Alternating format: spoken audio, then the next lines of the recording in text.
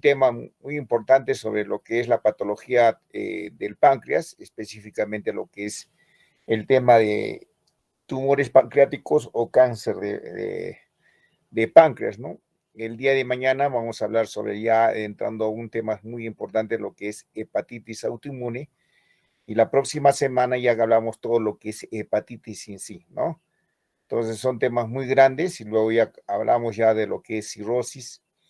Vamos a hablar de los temas de las complicaciones de la cirrosis como la encefalopatía hepática, la citis, obviamente el síndrome hepatorrenal, hepatopulmonar, hemorragia digestiva alta por varices esofágicas, etcétera, ¿no? Entonces, lo que ustedes tienen que dominar y manejar justamente ya para entrar a las partes ya que estamos previstos justamente para lo que es revisión de lo que es el capítulo de gastroenterología. Entonces, el día de hoy específicamente vamos a hablar sobre el cáncer de páncreas. Lo vamos a hacer lo más rápido posible para que ustedes puedan entender y también en un lapso de media hora, ya media, 40 minutos. Entonces, lo que quiero que estén bien y también tengan presente algunos conocimientos que podemos de repente quizás compartir con ustedes. Están observando, ¿no, alumnos? Sí, doctor. Sí, doctor. Ya. Bueno, el día de hoy vamos a ver justamente un tema muy importante que es el cáncer de páncreas. Como sabemos nosotros, de todos los cánceres de las vías biliares, este es un cáncer muy agresivo, de mal pronóstico, por más que, por ejemplo, depende más que todo del tamaño. Entonces, a veces se dice que menos de medio centímetro, mayor de 1 centímetro. Entonces, obviamente, estas condiciones de repente quizás van a tener una influencia directa. Entonces, pero una vez que ya se consolidó, obviamente, este cáncer de páncreas, obviamente el pronóstico es malísimo. Entonces, yo justamente tengo ya conocimiento, obviamente, con otras revisiones de otros artículos científicos que justamente he visto cómo ha habido recidivas de tumores que lo han operado, obviamente con tumores menos de 2 milímetros, 3 milímetros, y realmente tiene mal pronóstico. Entonces, definitivamente vamos a tratar justamente definir el cáncer, ¿no? El cáncer obviamente es una neoplasia como un fenómeno que se origina cuando un conjunto de células del cuerpo humano crecen sin control, ¿no? No crecen, obviamente no hay un crecimiento normal, sino crece sin control, ¿no? Y un tumor es maligno, es cáncer, cuando tiene la capacidad, obviamente, de invadir otros tejidos, liberando parte de las células tumorales al torrente sanguíneo o a la cama o al torrente linfático. Obviamente tenemos que tener estas características. Mediante este proceso se forman lesiones a distancias llamadas, ya saben ustedes, metástasis, ¿no? Y cuando las células sin control son originadas del páncreas, estamos frente a un cáncer de páncreas. Entonces, eso tenemos que tener en conocimiento. Entonces, el cáncer de páncreas definitivamente es la cuarta causa de muerte por cáncer en hombres y mujeres. Se dice que, por ejemplo, haciendo unas revisiones, que generalmente, miren, en Europa, cada año se presentan alrededor de 14.000, 15.000 casos nuevos de cáncer de páncreas. Y en Estados Unidos, ¿no? En Estados Unidos se dice que alrededor de 10.000 casos nuevos se presentan justamente lo que es el cáncer de páncreas. Entonces, definitivamente vemos de que realmente es un problema también de salud pública. Y obviamente sabemos nosotros que cuando un cáncer obviamente ya tiene sus efectos, esto va a demandar, por ejemplo, mucho gasto justamente para lo que es, para cualquier programa que nosotros queramos de repente mejorar la parte, más que todo, políticas de estado de salud, ¿no? Entonces tiene un fuerte impacto y obviamente son pacientes crónicos y nos dicen que una vez, miren, que una vez de la supervida, una vez diagnosticado, generalmente va a ser de 4 a 6 meses. Entonces, definitivamente este es el impacto que se tiene en esto, en lo que refiere a esta patología del cáncer de páncreas. Entonces, es la cuarta causa de muerte por cáncer más frecuente en hombres que en mujeres. Segundo tumor digestivo más frecuente que nosotros podemos encontrar. El tubo digestivo con peor pronóstico, ¿no? Es el cáncer de páncreas, ¿no? Es uno de los tumores digestivos con peor pronóstico. La supervivencia media del paciente no tratado es de 4 a 6 meses. Solo en el 10 al 20% son susceptibles de resección con intención curativa. Entonces, miren ustedes, es bajísimo, casi del 10 al 20%. Tras la cirugía curativa, generalmente menos del 20% sobreviven al año y menos del 5% a los 5 años. Miren cómo es la agresividad justamente de este cáncer de páncreas. No más frecuente en hombres, una relación de 2 a 1, y es la séptima se presenta en la séptima octava década, realmente con un 80% en aparición mayores de 60 años. Entonces acá lo que quiero que ustedes sepan y valoren, generalmente el cáncer obviamente al inicio no duele, ¿no? Pero cuando va comenzando ya a avanzar el cáncer, comienza obviamente del tamaño y teniendo sus complicaciones obviamente por la compresión que va a existir obviamente del tumor a nivel del colédoco, obviamente ya aparecen los primeros síntomas, que es la ictericia, ¿no? Y obviamente lo que yo quiero que ustedes entiendan que siempre a partir de los pacientes de 60 años que tienen una aparición brusca o de repente quizás de aparición rápida de la ictericia, obviamente tengan muy presentes de que algo, entre paréntesis, algo malo pueda estar cursando el paciente. Y además que a veces nosotros cuando hacemos un estudio de un perfil hepático o un hepatograma, ya vemos, por ejemplo, los índices, los valores de las bilirrubinas totales. Y generalmente las bilirrubinas totales cuando acuden al hospital o acuden a los consultorios, vienen con una bilirrubina total altísima, generalmente de 20, 25, 26, 28, a predominio directo de tipo obstructivo. Y miren, bilirrubinas altas, a predominio directo, asociado a edades avanzadas, tengan por seguro, casi no van a fallar. Obviamente que algo ya va de repente quizás favoreciendo para nuestro diagnóstico que el paciente va a presentar posiblemente un proceso neoproliferativo. Entonces, por eso es importante que sepan ustedes cómo va la aparición de de repente quizás caso de lo que es frecuentemente lo que es el cáncer de cabeza de páncreas. Miren, la epidemiología, el cáncer de páncreas es un problema de salud muy importante que a pesar no presenta una alta incidencia en la población, pero sí presenta una alta mortalidad. Acá en Europa se estima que presenta, miren, una incidencia de 78,000 casos y en Estados Unidos incidencia de 39,000 casos, justamente nuevos, ¿no? Nosotros inicialmente estábamos diciendo de 14,000 a 10,000, pero ya una revisión reciente, obviamente, miren ustedes la cantidad de casos nuevos que se presentan tanto en Europa como también en lo que es en Estados Unidos. En el momento del diagnóstico, obviamente menos de un 20% de los pacientes serán susceptibles a ser resecados. Miren, en el momento del diagnóstico, menos de un 20% de los pacientes serán susceptibles a ser resecados. Dado el estado avanzado de la enfermedad, obviamente tras la resección quirúrgica, la supervivencia suele ser de 10 a 12 meses, a 20 meses, miren, menos de un año y medio. Entonces, definitivamente es un cáncer muy agresivo. En los últimos años, estamos presentando un aumento de la incidencia de este tumor. Miren, así en el año 2020, que es recientemente, se calcula que se han diagnosticado 9,252 nuevos casos de cáncer páncreas en España. Además, en el 2020, este tumor constituyó la cuarta causa de muerte por cáncer también en España. Y obviamente con 7.427 fallecimientos por este tumor. Miren cómo se está teniendo ya un impacto de esta patología.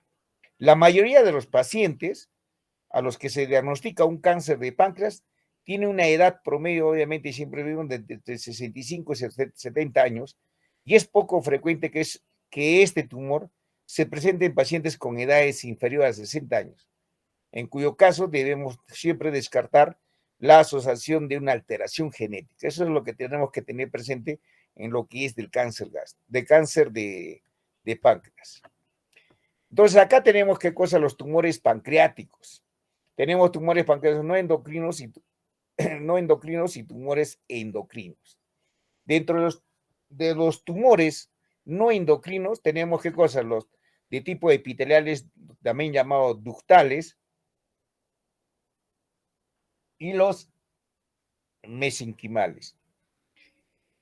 Entonces, los tumores epiteliales o ductales son de aspectos sólidos, y a la cabeza tenemos obviamente el tipo de adenocarcinoma, generalmente se presentan en el 90% de este tipo de cáncer pancreático, ¿no? Y acá vienen también otros que son quísticos, que también son parte de los tumores pancreáticos, el adenoma microquístico seroso, tumor quístico mucinoso, neoplasia mucinosa papilar intraductal. Entonces, todos estos tumores son de aspecto quísticos. Entonces, no van a decir, no, que es un quiste pancreático. No, tiene alta relación que posiblemente tengan que cosa una característica de un tumor pancreático. De tipos mesenquimales, obviamente tenemos el schwannoma, el leiomiosarcoma, el ratomiosarcoma, ¿no? También tenemos los liposarcomas y otros, ¿no? Que son características justamente de las células mesenquimales. Entonces, los dos tipos, más que todo epiteliales y mesenquimales, son de tipos no endocrinos. Y acá vienen los tumores endocrinos específicamente, a lo que nosotros llamamos el gastrinoma, el lipoma, el insulinoma, el pepeoma, el somatostatinoma y otros que se pueden dar de tipos endocrinos. Entonces, por eso es importante que ustedes sepan justamente la característica no endocrinos y los de tipos endocrinos. ¿Cuáles son los factores de riesgo que nos van a conllevar, obviamente, a la aparición del cáncer de páncreas? Tenemos, ¿qué cosa? Factores demográficos, tenemos, obviamente, factores ambientales, factores genéticos y enfermedades asociadas, ¿no? Siempre los factores demográficos, obviamente, tenemos la edad avanzada, ¿no? Alrededor de un 80% mayor de 60 años y más frecuente en hombres, ¿no? De tipos ambientales, obviamente, aquellas personas que son bastante fumadoras, y obviamente factores genéticos, generalmente el 10% tienen de 1 a 2 familiares de primer y segundo grado con carcinoma de páncreas, que es un carcinoma pancreático familiar. Miren, generalmente va ascendiendo justamente con una relación directa de la cercanía del parentesco, ¿no? Algunos cánceres pancreáticos pueden aparecer generalmente en pacientes con síndromes hereditarios reconocidos, como la pancreatitis hereditaria, mire, cáncer de mama hereditario, mutaciones del BRCA1 y también del BRCA2, que van directamente, obviamente, teniendo ya cierto impacto a nivel de la aparición del cáncer de páncreas. Síndrome de Peutz-Jeghers, también como ven ustedes, y obviamente tenemos también justamente algunos patrones genéticos, ¿no? El CC de repente quizás acá van a ver el cáncer de colon directamente no polipósicos, ¿no? Hereditarios no polipósicos y obviamente tenemos otra característica obviamente son los pólipos familiares adenomatosos, ¿no? Entonces, que tienen una relación directa justamente con la aparición de este tipo de enfermedad. Dentro de las enfermedades asociadas, miren ustedes, ya viene lo que es a la cabeza, lo que es la pancreatitis crónica.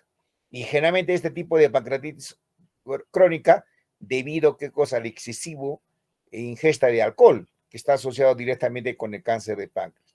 Ya viene acá una característica muy importante que es la fibrosis quística. Siempre cuando tengan ustedes fibrosis quística, siempre tengan presente de que el paciente pueda tener a la larga, obviamente, la aparición del cáncer pancreático. Miren que acá también tienen el Helicobacter pylori, cuando hay, por ejemplo, un sobrepeso también, y obviamente con la diabetes, ¿no? Siempre la diabetes está relacionada, obviamente, a la larga de que aparezca, tengan que cosa una característica del cáncer de páncreas. Entonces, en estos pacientes hay que tener muy, muy, muy presente estos factores de riesgo.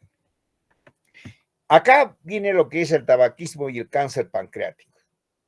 El tabaquismo es el factor de riesgo con mayor evidencia. Los fumadores tienen el doble de riesgo, ¿no? De los que no son fumadores. Miren, doble riesgo. La relación dosis-respuesta a más tiempo y a mayor dosis. Hay una relación muy directa con lo que sabemos, ¿no? El riesgo persiste hasta 2 décadas después de suspenderlo. Miren, el riesgo, ¿no? Aparece generalmente en la tercera parte de los pacientes con patología, por ejemplo, del cáncer pancreático. Correlación con la incidencia, obviamente, del cáncer pancreático en número y en sexo. Eso, obviamente, con un estudio epidemiológico que se realizaron miren, alrededor de 50 años, que se ha visto, obviamente, esta relación con el cáncer pancreático. Ahí está la que es la patogenia de lo que es el cáncer de páncreas. Acá tenemos generalmente es un modelo secuencial de la carcinogénesis, obviamente la historia natural, obviamente del cáncer de páncreas.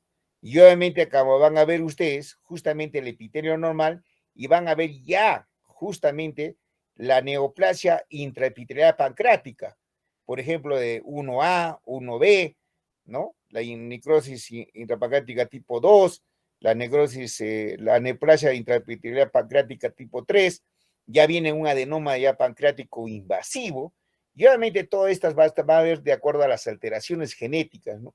Con la activación del gen KRAS mayor del 90%, y obviamente va a haber justamente ya viene el gen supresor P16 con una relación del 95% para la aparición del cáncer de páncreas. Siempre van a ver ustedes, ¿no? La activación del gen KRAS, y obviamente tanto del gen supresor P16 y también la inactivación, obviamente, del gen supresivo de P53, casi generalmente en un 75%, y un DPC4, 50%. Esto justamente va a tener a la aparición, como hemos hablado nosotros, la BRCA2, justamente que va a ser partícipe, obviamente, de la aparición del cáncer de páncreas. Entonces, esto justamente debido ¿qué cosa? A la alteración que vamos a estar a nivel genético, ¿no? Que tiene una relación directa con el cáncer de páncreas. La anatomía patológica, obviamente, del cáncer de páncreas, generalmente van a ser de tipo celulares en páncreas.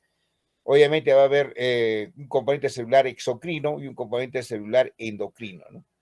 Dentro de las exocrinas, vamos a ver las células acinares, generalmente van a estar comprometidas en 80%, y en lo que es células ductales, obviamente es en el 15%, y obviamente que esto es característico del adenocarcinoma.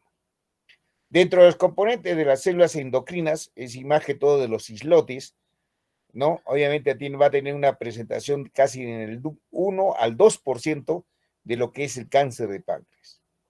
Acá vamos a ver también la localización, generalmente, y esto es muy importante que ustedes tengan presente, y esta es pregunta de examen. Generalmente, el cáncer de cabeza de páncreas se presenta alrededor del 70 y al 75%. Y esto justamente cuando es cabeza de páncreas, cuando justamente está ubicado el tumor en la cabeza de páncreas, la característica fundamental que va a presentar, obviamente, es la de tipo obstructivo. ¿Por qué? Porque de acuerdo al tamaño va a comprimir, obviamente, lo que es el conducto colédoco, el colédoco en sí. Por eso se va a producir, ¿qué cosa? Una ictericia de tipo obstructiva. Más no, ¿qué cosa? Cuando es en cuerpo y en cola. ¿Por qué? Porque no va a tener ninguna cercanía hacia el colédoco. Entonces ya tienen ustedes gran parte, el conocimiento, obviamente, de que generalmente, ¿qué tipo? Es decir, ¿dónde está ubicado el tumor? Entonces, pues si hay ictericia, obviamente en cabeza de páncreas. Acá dicen que la presentación también es de 5 al 10% en cuerpo y de 10 a 15% en la cola. No, a veces también puede haber una distribución multicéntrica, es que sí, cada vez se puede presentar en cabeza, obviamente también se puede presentar qué cosa en cuerpo o cola, ¿no? Acá van a ver ustedes, justamente cuando van a ver el tumor y obviamente de cabeza de páncreas, en la figura como lo ven en este lado, de acuerdo al puntero, miren cómo es el crecimiento del tumor, ¿no? Entonces, en el adenocarcinoma de páncreas, la anatomía patológica, tenemos dos tipos ¿no? De tipo macroscópica y de tipo microscópica, ¿no? En la macroscópica es un tumor sólido, es avascular, está rodeado generalmente obviamente, de un componente pancreático hasta en 2/3 partes, obviamente. La extensión extrapancreática generalmente en el 90%, ¿no? Compromete el colédoco, el conducto pancreático, ¿vale? Cabeza, vaso, estómago, suprarrenal, cola, en el retroperitoneum, vasos y nervios mesentéricos, y a distancia, obviamente, vía linfática y sanguínea, más frecuente en ganglios linfáticos de hígado y peritoneo. Miren cómo es ya el avance justamente del adenocarcinoma de páncreas.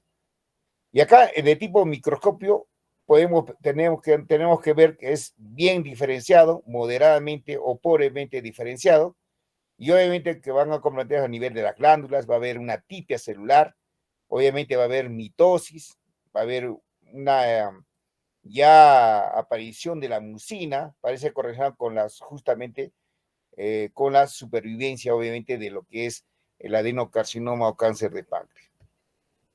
El diagnóstico, obviamente, en las etapas iniciales, obviamente son todos, casi generalmente los pacientes son asintomáticos, ¿no? No va a presentar ningún tipo de síntomas. Pero ven acá ustedes, justamente este es el colédoco, ven el puntero, y obviamente miren ustedes la posición, obviamente, de los tumores, ¿no? Miren, a nivel de cabeza de páncreas, del cuerpo y de cola, ¿no? Entonces, generalmente a veces ya haciendo su efecto, obviamente, el tumor a nivel de la cabeza de páncreas va a dar también su, obviamente, aparición de una ictericia de tipo obstructivo. El diagnóstico, obviamente, también ya están en estadios avanzados, ¿no? En estadios avanzados, obviamente, ya presentan síntomas, ¿no? Obviamente, ya con la ictericia, dolor, inapetencia, baja de peso. Ya, acá me olvidaba que generalmente los pacientes con cáncer de páncreas entran en un estado de hipercatabolismo. Y obviamente que en menos de 10 a 15 días el paciente que tenga cáncer de páncreas van a ver ustedes que si pesaba por lo menos un promedio de 90 kilos, en menos de una semana, en 15 días, está bajando en 10, de 10 kilos. Miren el grado de, el grado de compromiso que se tiene justamente con la baja de peso tan rápida, y esto relacionado que lo que es a lo que es la aparición del cáncer de páncreas. Entonces, las manifestaciones clínicas, justamente cuando están ubicadas el cáncer a nivel de la cabeza, miren ustedes, son pequeños de tamaño de 3 a 5 centímetros. La invasión generalmente es a nivel del conducto biliar en el 90%, a nivel pancreático también es del 15%, y también puede invadir en el duodeno. Entonces, generalmente nosotros cuando hacemos, obviamente una endoscopía o una duodenoscopía, directamente a veces nosotros vemos si hay la infiltración a nivel del duodeno. Entonces, por eso nosotros entramos a ver justamente si hay o no hay compromiso. A veces sumamos cuando nosotros entramos haciendo la endoscopía o una duodenoscopía, ya encontramos ya una infiltración tumoral. Entonces, obviamente ya el cáncer está muy, muy, muy avanzado. Entonces, ¿qué nos va a producir? Bueno, primero nos va a producir cuando es a nivel de cabeza, obstrucción biliar, va a haber una obstrucción a nivel de conducto pancreático y va a haber una obstrucción a nivel duodenal. Miren cómo va a tener su efecto directo. Cuando hay obstrucción biliar va a haber ictericia progresiva, va a haber coluria, va a haber acolia, va a haber prurito, y va a haber una vesícula de Cuvier-Terrier, ¿no? Que justamente es una vesícula palpable, ¿no? Obstrucción también a nivel del conducto pancreático va a dar una pancreatitis crónica, y cuando va a haber una obstrucción duodenal, obviamente va a haber un síndrome emético o una hemorragia digestiva alta. Eso es lo que nosotros tenemos que ver, y obviamente a veces vamos a decir, ¿no? Presenta, doctor, melena, y obviamente tendrán unos cuadros severos de anemia, ¿no? El paciente, y vamos a ver nosotros, y obviamente que justamente hacemos la endoscopia y vemos, pero obviamente ya la infiltración llama de tumoral, y obviamente este tumor va a sangrar, ¿no? Entonces, eso es lo que tenemos que nosotros que ver ya justamente cuáles van a ser los síntomas característicos a nivel de cabeza de páncreas. ¿Me están escuchando alumnos, no? ¿Me escuchan? Sí, doctor. Sí, doctor. Ya. Ahora también, una de las características que a veces su voz también presenta como síntoma es el dolor. El dolor generalmente en inicio es un dolor sordo, ¿no? Es continuo, y generalmente a veces, que es característico el dolor, generalmente duele de noche. Entonces el dolor es nocturno, cuando es justamente de cabeza de páncreas. No es un dolor de tipo abdominal alto, irradiado a espalda o al dorso, empeora por la noche, como saben ustedes, y generalmente en decúbito supino, ¿no? Mejora con la anteflexión, obviamente cede mal con analgésicos, causas obviamente ya debido a la invasión de plexos nerviosos, o también a veces cuando hay una obstrucción a nivel de los conductos, ¿no? Esas son las características que van a tener obviamente cuando presentan obviamente el dolor, ¿no? Cuando hay a nivel de cuerpo y cola, ¿no? ¿Cuáles son las características clínicas? ¿No? Son de mayor tamaño, obviamente va a haber infiltración generalmente al estómago, al colon, ¿no? Van a haber una infiltración vascular al mesenterio, al esplénico y a la porta, y obviamente también una infiltración del sistema nervioso al plexo celíaco y mesentero. Entonces, miren ustedes cómo va también a tener su repercusión, obviamente, el tamaño a nivel del tumor, a nivel del cuerpo y de cola, ¿no? Se puede palpar qué cosa, una masa abdominal, ¿no? Va a haber hemorragia, va a haber anemia, va a haber una obstrucción colónica debido al tamaño también del tumor. Puede aparecer qué cosa, hemorragia digestiva alta por varices gástricas, obviamente acompañada de trombosis de la vena esplénica. Puede haber infarto esplénico, ¿no? Debido a la lesión venosa o la de tipo arterial, ¿no? Y el dolor, obviamente, más está irradiado a la espalda, ¿no? ¿No? A la espalda, ¿no? Cuando es cuerpo y cola. Y hay una cosa que son manifestaciones clínicas no dependientes de la locación, como es el síndrome constitucional, ¿no? Que es debido a qué cosa, ya un problema más amplio, ¿no? Multifactorial.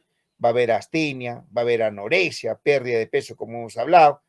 Va a haber una manifestación sistémica como tromboflebitis migratoria, generalmente en el 10%, paniculitis también va a haber alteraciones psiquiátricas, obviamente característicos de un síndrome depresivo, ¿no? Entonces, en estos pacientes a veces vamos ya por el impacto que tiene, y ya como la persona ya a veces se autoinforma ahorita, obviamente cuando le dicen, mire, usted tiene un tumor en el páncreas, va directamente a internar, ¿no? Y comienza a revisar. Y esto va a conllevar, ¿qué cosa? Como saben que es un tumor muy agresivo, comienza a presentar, ¿qué cosa? Un síndrome depresivo. Obviamente la diabetes mellitus de inicio reciente, mayores de 50 años, ¿no? Tienen una afectación directa, obviamente pancreatitis aguda, ¿no? Antecedentes familiares, obviamente también tenemos que tener mucho cuidado, ¿no? Pancreatitis crónica de tipo obstructiva, ascitis, mira, va a presentar, ¿qué cosa? Una carcinomatosis peritoneal. Entonces, este es uno de los tumores de cáncer de cabeza de cámaras que siempre, obviamente, es rápida la predicción y es rápida la invasión para que te produzca, ¿qué cosa? La carcinomatosis peritoneal. Por eso es muy importante que ustedes sepan, alumnos. Ahora, en las pruebas de laboratorio para el diagnóstico tenemos que tener, ¿qué cosa? Alteraciones en los estadios avanzados, ¿no? Obviamente va a haber una marcada elevación de las enzimas colestásicas. Obviamente, si hay colestasis, va a haber, ¿qué cosa? Una elevación de las bilirrubinas a predominio directo. Va a haber, ¿qué cosa? También un alto valor del PCR, indicador de respuesta inflamatoria sistémica, mal pronóstico. marcadores tumorales elevados, generalmente el antígeno del CA19-9. Y generalmente para ver ustedes si acá tiene una relación muy directa del CA19-9 con lo que es el tumor, ¿no? Entonces, si ven ustedes las cifras del CA19-9 de 400, 500, 600, 800, 1000 o 1200, hay alta probabilidad, alumnos, de que el paciente pueda presentar qué cosa, está presentando el cuadro de un cáncer a nivel de páncreas o un cáncer de las vías biliares. Por eso es un marcador muy sensible y muy específico para que determinar la alta probabilidad, obviamente, de este tipo de cáncer, de las vías biliares, ¿no? El CA19-9 para vesícula, para colangiocarcinoma, para el ampuloma y también para el cáncer de cabeza de páncreas, obviamente nos ayuda bastante el antígeno del CA19-9. También nos determinan una patología benigna biliar, hepática o pancreática, colestasis. Algunos pacientes no expresan este antígeno, es decir, no es útil como cribado para el control como un screen. Posee valor pronóstico, como hemos dicho, es útil en la monitorización del tratamiento, detección de las residuas. Claro que sí. Si nosotros agarramos y hemos dicho bien claro que no es determinante justamente estos marcadores tumorales, pero sí, ¿qué cosa? En el seguimiento también postoperatorio o en el seguimiento post-quimioterapia, radioterapia, ¿no? Entonces, esto nos vamos monitorizando, ¿no?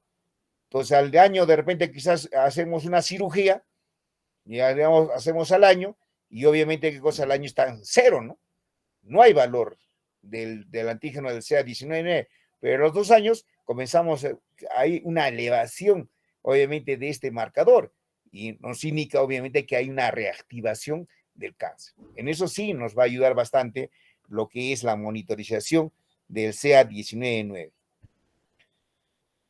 Entonces, la elevación del antígeno CA19-9 nos va a determinar que en células del cáncer de páncreas, pero también también puede haber cosas normales del conducto biliar y conducto parótico, como hemos dicho, epitelio gástrico, colónico, endometrial y salival, ¿no? La elevación.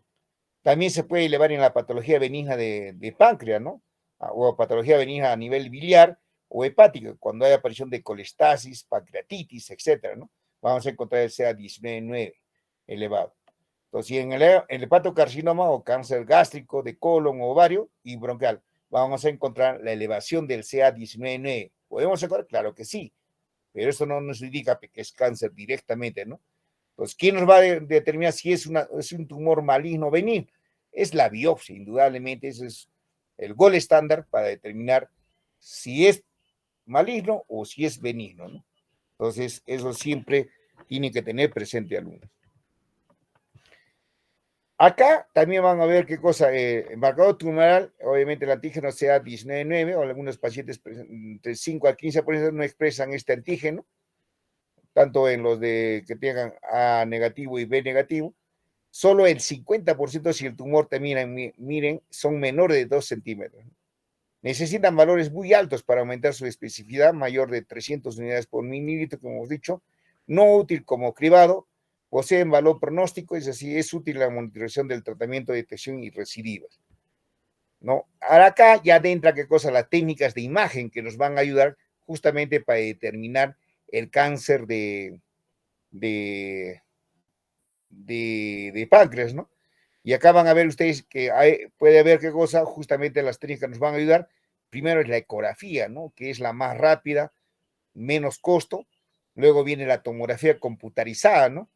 Una tomografía con contraste, que es el gol estándar, es se puede decir, el examen que está mejor indicado para lo que es el tumor de cáncer de páncreas, ¿no? La econdoscopía obviamente es mejor, pero nos va a determinar, obviamente, de acuerdo, tiene un alto costo, obviamente alrededor de 3,000 soles a 3,500 el costo, con relación a una ecografía que te cuesta 80 o 60 soles, ¿no?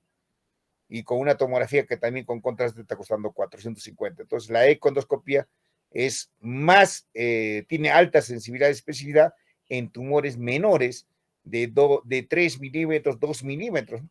Pero es muy costoso. Obviamente también nos ayuda bastante lo que es la resonancia magnética para lo que es el tumor de páncreas. Acá vamos a ver nosotros, obviamente, justamente la ecografía, ¿no? La ultrasonografía, las ventajas y limitaciones, ¿no? Tiene alta disponibilidad barata y no, primera técnica a realizarse.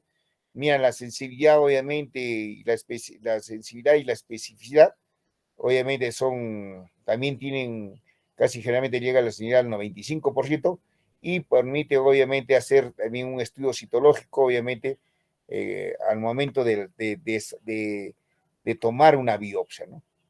Por función dirigida por la ecografía, ¿no? Limitación, obviamente, de acuerdo al exceso de gas y la obesidad, que son obviamente limitantes especialmente, ¿no? Que nos enfrentamos.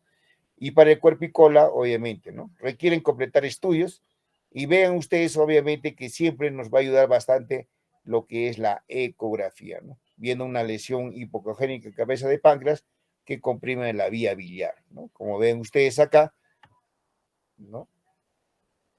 Este es el tumor que nosotros podemos ver, ¿no? Analizar. Y obviamente acá tenemos que la tomografía y que hemos hecho la tomografía multicorte con contraste oral intravenoso, ¿no? Que es la primera exploración diagnóstica, se sale con la sospecha clínica de ecográfica, técnica de elección para la estadificación. Obviamente tiene limitaciones, ¿no? Tamaño menor de 2 centímetros, y obviamente las ventajas son rápidas, permite estudios citológicos por la punción de aguja fina, y contraindicaciones cuando tengan insuficiencia renal o alergias a contraste, ¿no? Entonces siempre vamos a ver también una lesión hipodensa en cabeza de páncreas, ¿no? Y como ven ustedes acá, en el punto, miren ustedes acá, justamente el tumor, ¿no? Y este es todo lo que es el páncreas.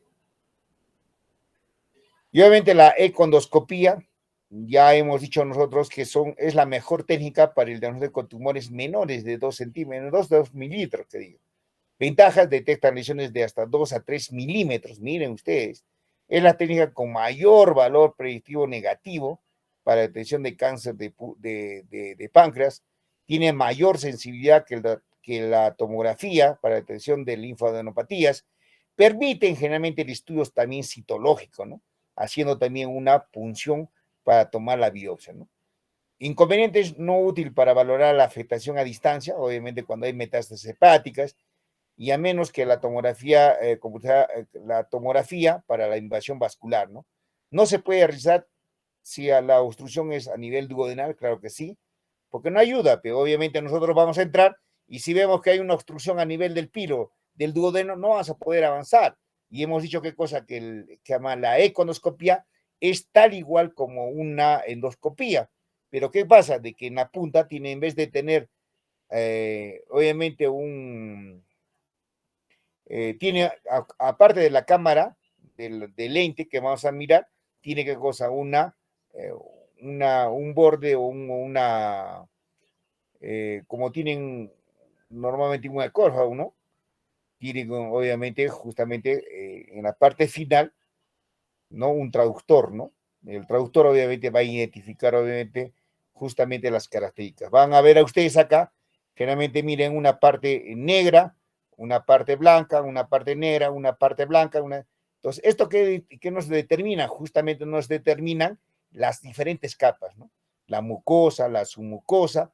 Entonces, por eso es importante, obviamente, este tipo de examen, ¿no? Nos va a determinar hasta dónde está involucrado o hasta dónde está comprometido, qué cosa, el tumor. Por eso es importante. Ya obviamente acá en el cáncer de páncreas, la resonancia magnética, ¿no? Que es similar a la tomografía en cuanto a la precisión diagnóstica, pero el costo es más caro, ¿no? Y de más duración más prolongada. La indicación, obviamente, es la contraindicación de la tomografía. Sospecha de un cáncer de páncreas no detectado por la tomografía y no se dispone de ecoendoscopías, y obviamente de acuerdo a las recurrencias que se puede tener en el diagnóstico, ¿no? O recurrencia de quirúrgica. La colangiopancreato resonancia magnética es altamente sensible para el estudio de los conductos biliares y pancreáticos. Y obviamente han desplazado obviamente a los estudios de la CEPRE, ¿no? La colangiopancreático resonancia magnética. signos indirectos, obviamente, del cáncer pancreático, ¿no? Y inconvenientes, obviamente, no sirve para realizar el estadiaje, la colangio pancreático resonancia magnética, y no permite el estudio histológico. Estos son también los inconvenientes que se tiene con la resonancia magnética. Y acá van a ver ustedes también la colangio pancreático retroendoscópica, que es la RCP o la CEPRE, ¿no? Signos indirectos cuando hay infiltración en los conductos biliares y pancreáticos, muy elevada sensibilidad y especificidad, generalmente miren ustedes, 92 y 97%, ¿no? Permite el estudio histológico, claro, es una citología por cepillado, ¿no? Que también nosotros podemos desarrollar, y obviamente las complicaciones pueden empezar, son complicaciones graves, del 7 al 10% pueden producir pancreatitis, hemorragia y también perforación, ¿no? La indicación, si persisten dudas, diagnóstico después de las técnicas no invasivas, obviamente debido también a una ictericia del drenaje endoscópico, ¿no? Esas son las indicaciones que nosotros tenemos que dar para lo que es la ERCP. Diagnóstico diferencial, obviamente, para determinar si es una masa pancreática, obviamente cuando hay una pancreatitis crónica focal, ¿no? O una tumoración región ampular, el ampuloma, un tumor a nivel del duodeno, ¿no? Tumor duodenal, puedes también comparar con un linfomas, otros tumores pancreáticos sólidos, también tumores endocrinos, ¿no? Que tenemos que tener para hacer un diagnóstico diferencial de lo que es cabeza de páncreas. Y obviamente el diagnóstico anatomopatológico es la punción de aspiración con aguja fina, ¿no? Lo podemos hacer a través de una aspiración percutánea guiada por eco o una tomografía, la sensibilidad generalmente del 50 al 95%, y la econdoscopía transgástrica o duodenal, la sensibilidad casi generalmente del 80 al 90%, y obviamente tiene una especificidad de ambas, casi generalmente del 100%, ¿no? Que nos ayuda bastante. Un resultado negativo no descarta la existencia de cáncer pancreático, ¿no? Obviamente los riesgos, la posibilidad de diseminación, fístulas, pancreatitis, y la indicación generalmente de lo que es punción, aspiración con aguja fina, es el tumor irresecable, en la que se plantea el tratamiento activo, cuando hay una masa pancreática con dudas sobre su benignidad o malignidad, o puede ser que una pancreatitis crónica con masa, una pancreatitis autoinmune también, y una masa pancreática con sospecha de una neoplasia de tipo linfoma tipo T o un tumor endocrino, o cuando puede haber metástasis, ¿no? Y obviamente el estudio justamente de la pieza quirúrgica, justamente de la punción de aspiración con aguja fina, ¿no? Y obviamente acá siempre van a ver la estadificación del tumor de acuerdo al TNM, ¿no?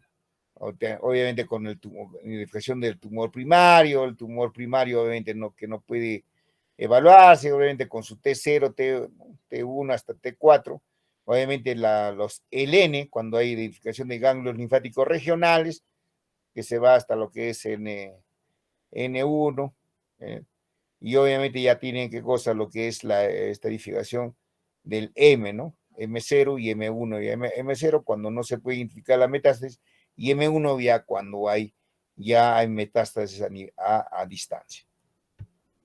No, los estadios que ustedes tienen que tener alumnos presentes es justamente cuando nos encontramos frente al diagnóstico de un cáncer de páncreas, es importante definir justamente la resecabilidad del mismo, es decir, la posibilidad de ser operado con éxito o no.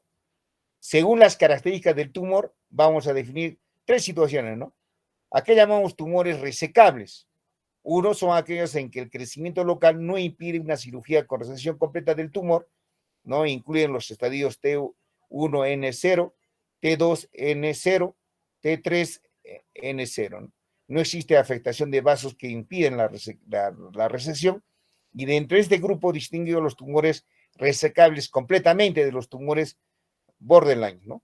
Que son aquellos con una afectación de vasos sanguíneos que pueden dificultar la resección completa del tumor sin un tratamiento también previo, ¿no? Y acá también tenemos lo que tenemos que tener en consideración, los tumores localmente avanzados, ¿no? Son aquellos tumores de páncreas que se han diagnosticado cuando el tumor ya invade, ¿qué cosa? Los vasos sanguíneos de alrededor, ¿no? Eso obviamente va a haber compromiso a nivel de las arterias, va a haber compromiso a nivel de las venas importante, ¿no? Siendo imposible una cirugía que elimine la enfermedad por completo, ¿no? Incluyen generalmente los estadios T1, ¿no? Obviamente T1 o T3, N1, ¿no? Y cuando los ganglios no se pueden también resecar con el acto quirúrgico, ¿no? Aquellos tumores T4, N0, ¿no? O N1, ¿no? Eso es lo que tienen que ver ustedes. Y los tumores metastásicos, ya sabemos nosotros, son tumores ya diagnosticados en el momento, que ya han formado la metástasis y no tiene ningún valor la cirugía del tumor localizado, ¿no? En el páncreas, dado la presencia de la metástasis en otros órganos, ¿no? Entonces, por eso es importante justamente el sistema de clasificación para ver justamente si es un tumor resecable, son tumores totalmente avanzados o son tumores metastásicos. Y obviamente acá viene lo que es el tratamiento en cáncer de páncreas resecables, estadio 1 y 2, cirugía obviamente con intención curativa. Siempre van a ver ustedes acá lo que es los cirujanos, ¿no? Los cirujanos siempre a veces se dicen, ¿no? Yo realizo obviamente operaciones de Whipple, ¿no? Whipple sí es obviamente, como ya lo va a hacer, hay unos de ustedes que van a querer ser cirujanos, y uno a veces, vamos, una de las operaciones más complejas que se tiene es justamente en la patología del páncreas, ¿no? Es en las operaciones de Whipple, ¿no? Solo el 10 al 20% de cáncer de páncreas, de cabeza de páncreas, y un 5% en lo que es cáncer de páncreas de cuerpo y cola, ¿no? Que se pueden utilizar. Es una técnica agresiva, es compleja y que requiere obviamente que se realice en centros especializados de referencia, ¿no? Esto no se puede realizar, por ejemplo, en cualquier parte, ¿no? Generalmente a veces cuando ustedes tengan la oportunidad de hacer la residencia tanto en el Revalliati, en Almenara o en el Hospital Nacional de Arequipa, de Cusco, sí tienen hay equipos, obviamente, de la unidad de páncreas. Entonces, ellos sí lo pueden realizar, son todo un equipo, ¿no? Que justamente van a tratar específicamente todas las patologías del páncreas, ¿no? En estos casos la mortalidad es baja, el 5%, la morbilidad se está generalmente 30-40%, y la supervivencia a los 5 años, miren ustedes, menos del 10%, y la media generalmente está entre el 10 a 20 meses, ¿no? Tasa de recidivia generalmente son 80% a los 5 años, el 80% en los 2 primeros años, ¿no? Y obviamente siempre va a haber tiene que ir acompañado de un tratamiento adyuvante después de la cirugía, obviamente la quimioterapia. Y acá vamos a ver qué cosa, justamente el tratamiento en cáncer de páncreas irresecable, estadios 3 y 4, ¿no? Generalmente acá vamos a utilizar el tratamiento paliativo, ¿ya? Paliativo. Entonces, ¿cuándo utilizamos el tipo paliativo? ¿Qué utilizamos? Localmente avanzado con metástasis, realizamos nosotros obviamente la quimioterapia. Cuando hay obstrucción biliar, hacemos un tratamiento endoscópico, ponemos qué cosa, prótesis, ¿no? Directamente con el endoscopio o también de tipo radiológico, hacemos qué cosa, una prótesis transcutánea, ¿no? Prótesis a tipo quirúrgico, ¿no? Entonces, ¿en qué consiste esto? Hacemos un drenaje del conducto, se puede decir, del colédoco, con la parte externa, obviamente con la piel, ¿no? Para eso son, ¿qué cosas? Son derivaciones biliares externas o derivación biliar que nosotros podemos ver. Y a veces sumamos el paciente, hagamos justamente, ubicamos con la ayuda del tomógrafo o del ecógrafo, inmediatamente ubicamos el conducto tanto intrahepático, o puede ser el hepático izquierdo, derecho o el hepático común, introducimos obviamente nosotros un catéter y obviamente ponemos una sonda, ¿no? Una sonda que va a tratar de que fluya la bilis a través de este conducto, ¿no? Entonces son las derivaciones biliares externas, ¿no? Que nos ayuda bastante, ¿no? Cuando nosotros no podemos poner qué cosa a través de lo que es el endoscopio, no podemos poner prótesis. Pero sí, realmente nosotros cuando el estadio obviamente identificamos que casi generalmente compromete obviamente el crecimiento del tumor casi en el 40-50%, la luz del colédoco, sí nos va a ayudar justamente la colocación de prótesis tanto de plástico como también de catéteres o prótesis de tipo metálico. Y generalmente el tiempo de permanencia que puede tener, obviamente puede ser de 2 a 3 meses. Y hemos dicho nosotros que tan agresivo es el tumor que a veces en el paciente que tenga, por ejemplo, el catéter por prótesis biliar metálico, obviamente en 4 o 5 meses que ponemos, y al paciente de repente ya se produjo su muerte, ¿no? Ahora, cuando hay obstrucción duodenal, hacemos la derivación quirúrgica o endoscópica, ¿no? A través también de la prótesis, que nos ayuda bastante a lo que es el tratamiento paliativo. Y cuando el dolor no es controlable con fármacos, obviamente acá sí ya interviene lo que es la terapia del dolor, que a veces son muy buenos los anestesiólogos.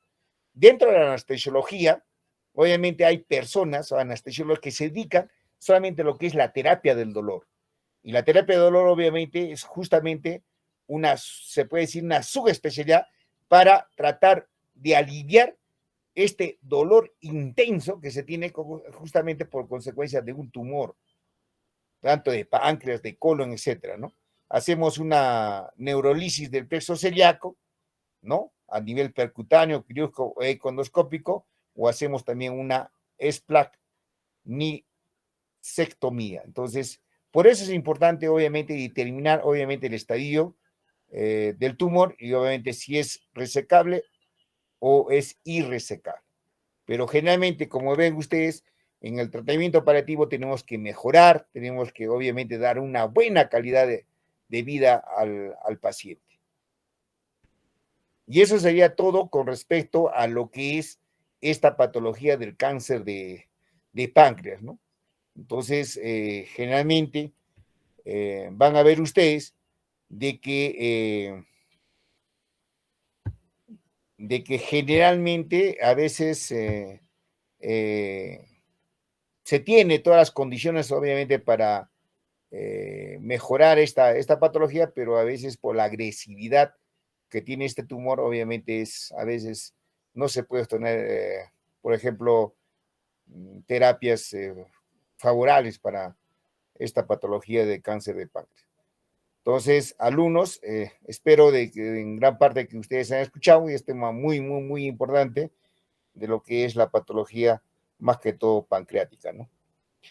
Entonces, el día de mañana vamos a hablar, obviamente, ya entramos al tema en sí de lo que es hepatitis, y lo que es hepatitis, obviamente, como hemos dicho, mañana lo vamos a revisar lo que es hepatitis autoinmune, todo lo que es hepatitis autoinmune, y obviamente lo que la próxima semana viene ya hablar lo que es la hepatitis viral, ¿no? Que la hepatitis viral son virus hepatotrópicos, ¿no? Que su vida, obviamente, tanto van a ver ustedes la hepatitis A, B, C, D, E, necesitan obviamente tener un ambiente adecuado, ¿no? Y la única manera donde ellos van a tener su influencia solamente es el hígado, ¿no? Entonces, sabemos nosotros que generalmente son eminentemente, por eso hablamos de hepatitis viral. Bueno, alumnos,